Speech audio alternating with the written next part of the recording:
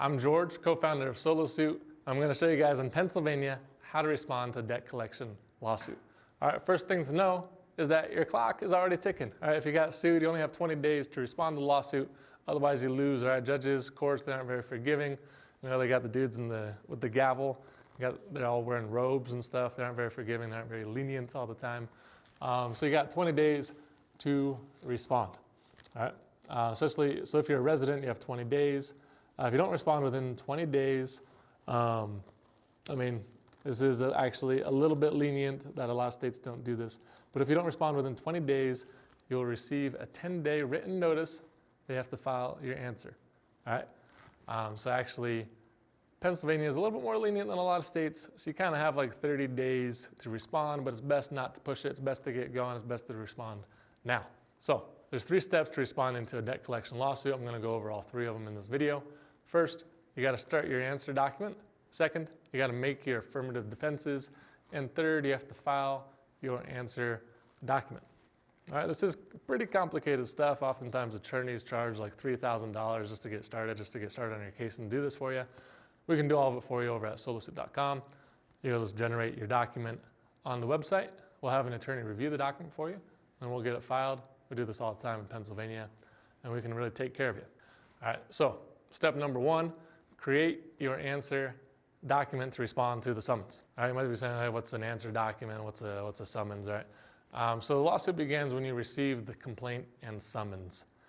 Complaint and summons, the summons tells you that you're being sued. The complaint tells you why you're being sued. All right, and the complaint will have a bunch of numbered paragraphs making all these allegations against you, right? Making all these statements against you.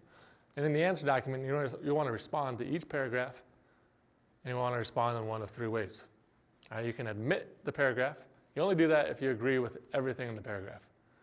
All right, you can deny the paragraph. You do this if you disagree with anything. Or you can deny for lack of knowledge. This is basically the equivalent of saying, I don't know. Okay? Most attorneys will tell you to do like a general denial. They'll say just deny everything. Right? A lot of attorneys do this, just like a general denial. That's because the burden of proof is on the plaintiff. That means it's the plaintiff's job to prove everything that they're saying is true. It's not your job to prove anything. It's not your job to prove you don't owe the debt. It's not your job to prove that you are who you are.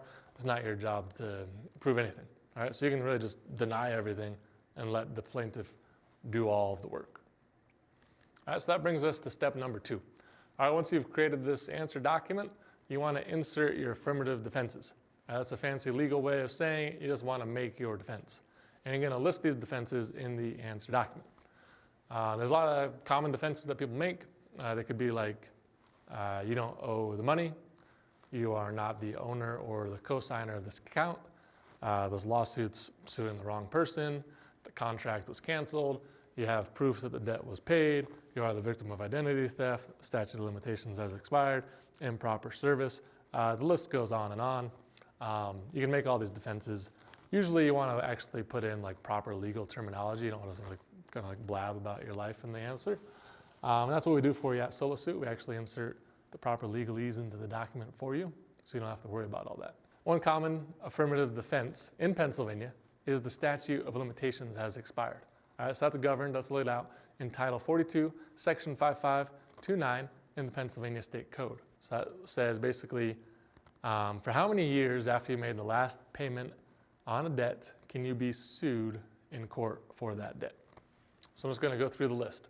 Oral debt, if you agreed to something verbally, you can be sued for up to 4 years. Written debt, you can usually be sued for four years, unless, this one gets a little bit crazy, unless the contract was under seal, then you can be sued for up to 20 years. That's a long time. 20 years is a really long time.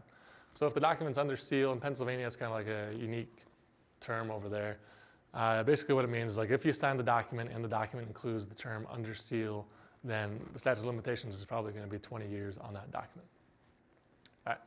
Promissory debt, that's like things like mortgages. Statute of limitations is 4 years. Open debt, it's like things like store credit, revolving accounts. Statute of limitations is 4 years. Credit card debt, again, 4 years statute of limitations.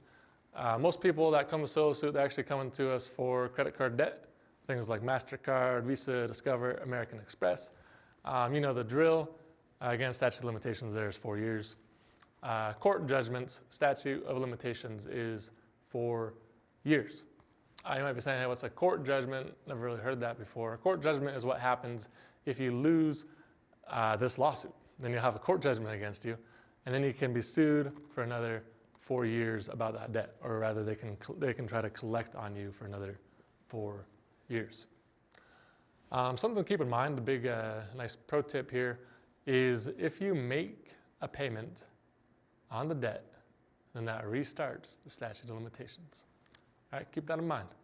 All right, so if it's been like a long time and you're like, man, this debt's like over with, it's like been like 20 years on this credit card debt, and then you make a payment on it, the statute of limitation begins and you can actually be sued for that again.